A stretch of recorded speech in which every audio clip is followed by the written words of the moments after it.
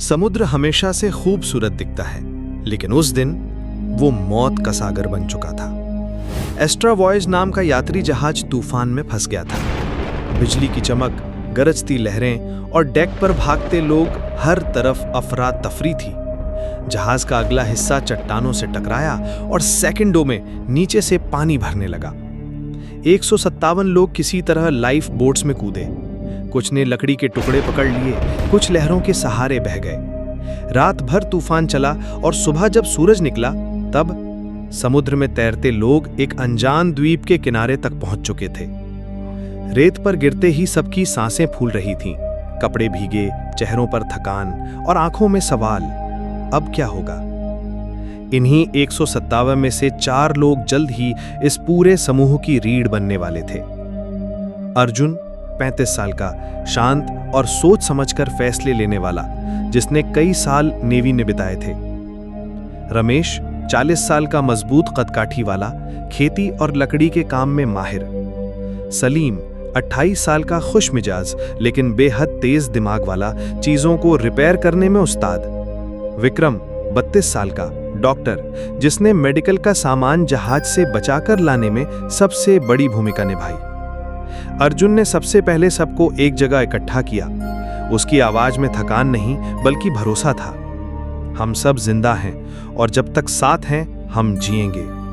उस दिन का पहला काम था सभी को पीने का पानी और सुरक्षित जगह मिलना। रमेश ने कुछ लोगों के साथ मिलकर ताड़ के पेड़ों के नीचे छाया वाली जगह साफ की। सलीम और उसके साथी टूटे लाइफ बोट के हिस्सों और बहकर आए लकड़ी के तख्तों को इकट्ठा करने लगे। दोपहर तक एक अस्थायी शरण स्थल बन चुका था। लकड़ी का ढांचा, ऊपर पत्तों की छत और किनारों पर पत्थरों की दीवार। विक्रम ने समुद्र किनारे बैठकर सभी को चेक किया। किसे चोट लगी है, किसे बुखार है, किसके पैरों में कट हैं। शाम को सभी ने समुद्र में पकड़ी गई कुछ मछलियां आग पर सेंकी। आग जिसे बनाने में घंटों लग गए थे, लेकिन जब पहली लौ जली तो पूरे समूह में एक अजीब सी उम्मीद फैल गई। अगले दिन असली चुनौती शुरू हुई, खाना और पानी का इंतजाम। अर्जुन ने समूह को 3 हिस्सों में बांटा। पानी और खाने की खोज के लिए, रहने की जगह को मजबूत करने के लिए, लकड़ी, रस्सी और औजार इकट्ठा करने के लिए। एक टीम को जंगल में जाते समय पेड़ों पर कुछ लाल रंग के फल दिखे। भूख के कारण 2-3 लोगों ने तुरंत तोड़कर खा लिए। शुरुआत में स्वाद मीठा था, लेकिन आधे घंटे में ही उनके पेट में तेज दर्द होने लगा। चेहरे पीले पड़ गए। विक्रम ने तुरंत सबको साफ पानी पिलाया, उल्टी करवाई और जड़ी बूटी के पत्ते चबाकर दवा दी। उस दिन से अर्जुन ने साफ आदेश दे दिया, जब तक विक्रम हरी झंडी ना दे, कोई भी चीज मुंह में नहीं डालेगा। तीसरे दिन पानी की खोज करने वाली टीम ने द्वीप के बीच में एक साफ बहता झरना खोज लिया। ये झरना पत्थरों के बीच से निकलता था और पानी इतना ठंडा था कि हाथ डालते ही उंगलियां सुन्न हो जाएं। सभी ने लकड़ी के बर्तन बनाए, नारियल के खोलों में पानी भरकर लाना शुरू किया। दिन बीतने लगे। कुछ लोग समुद्र से मछली पकड़ते, कुछ नारियल के पेड़ों पर चढ़कर फल लाते, कुछ लकड़ी काटकर नई झोपड़ियां बनाते। धीरे धीरे एक छोटा सा गांव बन चुका था। 157 लोगों का एक नया संसार, लेकिन इस नई जिंदगी में खतरे भी थे। एक रात जब सब सो रहे थे, अचानक तेज आवाज आई, लकड़ी के ढांचे के पीछे कुछ टूटने जैसा। अर्जुन और रमेश तुरंत मशाल लेकर दौड़े। देखा तो एक जंगली सुअर खाने की तलाश में आया था और मछलियों का स्टॉक बिखेर गया। अगले ही दिन सलीम ने चारों तरफ कांटेदार झाड़ियों की बाड़ बना दी और रात में पहरे देने का सिस्टम शुरू कर दिया। पहला हफ्ता खत्म होते होते सभी ने समझ लिया था कि ये कोई छोटी मुसीबत नहीं है, ये एक लंबी लड़ाई है। और यहीं से शुरू हुआ उनका 10 साल का सफर, जिसमें एक एक दिन उन्होंने मिलकर जिया, एक दूसरे की मदद की और अपनी छोटी सी दुनिया को बनाए रखा। अर्जुन हमेशा कहता, हम तब हारेंगे जब हम एक दूसरे को छोड़ देंगे। और शायद यही वजह थी कि 10 साल बाद भी 157 में से 110 लोग जिंदा बचे। पहला साल बीत चुका था। 157 लोगों की ये नई दुनिया अब उनकी असली जिंदगी बन चुकी थी। शहर के लोग अब शिकारी और किसान बन चुके थे और बच्चे पेड़ों पर चढ़ना और नारियल तोड़ना सीख चुके थे। लेकिन दूसरा साल पहले से भी कठिन था। जनवरी की पहली सुबह समुद्र का पानी अजीब तरह से पीछे खिंचा हुआ था। अर्जुन ने तुरंत सभी को किनारे से दूर रहने का आदेश दिया। सलीम, जो पहले मछुआरा था, बोला, "ये अच्छा संकेत नहीं है, लहरें वापस आएंगी और तेज।" कुछ घंटों में ही तूफान ने कई झोपड़ियां बहा दी। 3 दिन तक बारिश और तूफान ने सभी की हिम्मत आजमाई। सलीम ने पत्थरों और मिट्टी से एक ढका हुआ चूल्हा बनाया, जिससे 150 से ज्यादा लोगों को आग और गर्मी मिली। उनकी पहली जीत इस साल। फरवरी में खाना बड़ी समस्या बन गया। समुद्र अभी भी उथल पुथल में था।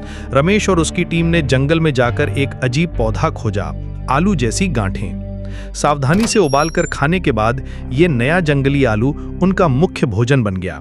अब उनके खाने में नारियल, मछली, जंगली आलू, मौसमी फल और केकड़े शामिल थे। मार्च में एक बुखार फैल गया। विक्रम ने कहा, "ये मलेरिया जैसा है, मच्छरों का काम।" अर्जुन ने आदेश दिया, "झोपड़ियों के पास पानी जमा नहीं रहेगा, आग जलाकर धुआं किया जाएगा और कड़वे पत्तों का पानी पिया जाएगा।" 2 हफ्तों में फैलाव रुक गया, लेकिन 4 लोग हार गए। अप्रैल में सलीम की टीम जंगल में लकड़ी काटने गई और एक अजीब चट्टान देखी, गोल निशान और बीच में चाकू जैसी आकृति। हवा भारी थी, पक्षियों की आवाजें गायब। अर्जुन ने कहा, "हमारा पहला काम है जीना, रहस्य बाद में देखेंगे।" मई जून में मौसम शांत हुआ। उन्होंने झोपड़ियां, मछली पकड़ने के जाल, स्टोरेज और पगडंडी बनाई। सबसे बड़ा प्रोजेक्ट थी सामूहिक रसोई, जिससे मेहनत बची और एकता बनी रही। जुलाई में रमेश पर एक जंगली सूअर हमला हुआ। गांव लौटकर उन्होंने चारों ओर अस्थायी बाड़ बना दी।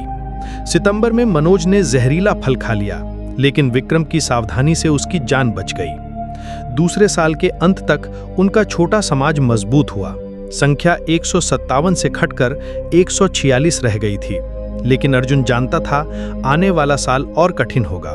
और कहीं जंगल की गहराई में वो अजीब चट्टान वाला निशान उनका इंतजार कर रहा था। साल 10 का पहला दिन। समुद्र शांत था, लेकिन हवा में अजीब सी ठंडक थी। द्वीप पर बचे 115 लोग अब एक दूसरे की हर आदत, हर कमजोरी और हर ताकत को जान चुके थे। 10 साल, सोचिए, 1 दशक किसी भी जगह बिताना, वो भी ऐसे जहां न मोबाइल, न किताबें, न कोई बाहरी दुनिया की खबर। लेकिन इन लोगों ने इसे अपनी नई जिंदगी बना लिया था। हर सुबह उठना, मछली पकड़ना, पानी इकट्ठा करना और शाम को आग के पास बैठकर बातें करना, यही दिनचर्या बन चुकी थी। लेकिन इस साल एक नया खतरा आया, समुद्री पक्षियों का हमला। पहले ये पक्षी दूर रहते थे, लेकिन अब वो तट के पास उतरने लगे और लोगों के सुखाए मछलियों के ढेर पर हमला करने लगे। अर्जुन ने सुझाव दिया कि हमें इन्हें डराने के लिए कुछ करना होगा, वरना हमारी आधी खुराक चली जाएगी। बांस और सूखे पत्तों से पुतले बनाए गए, लेकिन पक्षी समझदार थे। कुछ दिनों में पुतलों की परवाह करना बंद कर दिया। आखिरकार लोगों ने जाल बनाकर मछलियों को सुरक्षित रखने का तरीका खोज निकाला। साल 10 के बीच में एक और घटना हुई। एक दिन मछली पकड़ने निकली टीम ने समुद्र में एक पुराना आधा डूबा जहाज देखा। वे पास गए, लेकिन जहाज अंदर से खाली था। लकड़ी पर वही अजीब गोल निशान थे जो साल 8 में तट पर मिले टुकड़े पर थे। कुछ लोगों ने कहा कि शायद ये वही जहाज है जिसके हिस्से हमें पहले मिले थे, लेकिन ये सवाल अब भी अधूरा रहा। ये जहाज यहाँ कैसे आया और ये निशान किसके हैं? साल 11। इस साल का सबसे बड़ा दुश्मन था तपता हुआ सूरज। गर्मी इतनी बढ़ गई थी कि दोपहर में रेत पर चलना नामुमकिन हो गया। पानी जल्दी खत्म होने लगा और नारियल भी कम मिल रहे थे। लोगों को सुबह सुबह और रात में काम करना पड़ा, बाकी समय छाया में आराम करना ही एकमात्र विकल्प था। बीमारी का खतरा भी बढ़ा। कई लोग डिहाइड्रेशन और थकावट से बीमार पड़े। इस दौर में 3 लोगों की मौत हो गई और संख्या 115 से घटकर 112 रह गई। ये नुकसान पूरे समूह के लिए भारी था, लेकिन उन्होंने फिर भी हार नहीं मानी। साल 11 के अंत में एक उम्मीद की किरण जगी। एक सुबह दूर समुद्र में एक बड़ा जहाज दिखाई दिया। लोग आग जलाकर, धुआं करके, चिल्लाकर इशारा करने लगे, लेकिन शायद वो जहाज उन्हें देख नहीं पाया या देखकर अनदेखा कर गया। दिन ढलते ढलते जहाज गायब हो गया और उनके दिल में फिर वही खामोशी छा गई। कुछ ने कहा कि ये बस मृग तृष्णा थी, लेकिन जिनकी आंखों ने उसे देखा था, उनके लिए यह हकीकत थी। साल 12 की शुरुआत में एक और तूफान आया। ये तूफान बाकी सभी से अलग था। 3 रात तक हवा और बारिश ने द्वीप को हिला दिया। छोटे घर उड़ गए, लकड़ी की बाड़ें टूट गईं और खाने का काफी हिस्सा बह गया। तूफान के बाद जब वे बाहर निकले तो पता चला कि 2 लोग उस रात लौटकर नहीं आए। संख्या अब 110 रह गई। और फिर साल 12 के आखिरी महीनों में एक सुबह समुद्र के पार एक छोटा सा धुंधला सा आकार दिखा, एक बड़ा सफेद जहाज। इस बार उन्होंने समय बर्बाद नहीं किया। आग, धुआं, चमकदार कपड़े, जो कुछ भी था सबका इस्तेमाल किया गया। और शायद किस्मत को यही मंजूर था। कुछ घंटों बाद जहाज ने अपना रास्ता मोड़ा और उनकी तरफ बढ़ने लगा। उस पल 12 साल की थकान, डर, उम्मीद और निराशा सब मिलकर आंखों से बह निकली। 110 लोग जिन्होंने इस द्वीप को अपना घर बना लिया था, अब एक नई असली घर की ओर लौटने वाले थे। लेकिन उनके दिल में ये जगह हमेशा रहेगी, जहां उन्होंने सीखा कि टीम वर्क, विश्वास और उम्मीद ही इंसान की सबसे बड़ी ताकत है।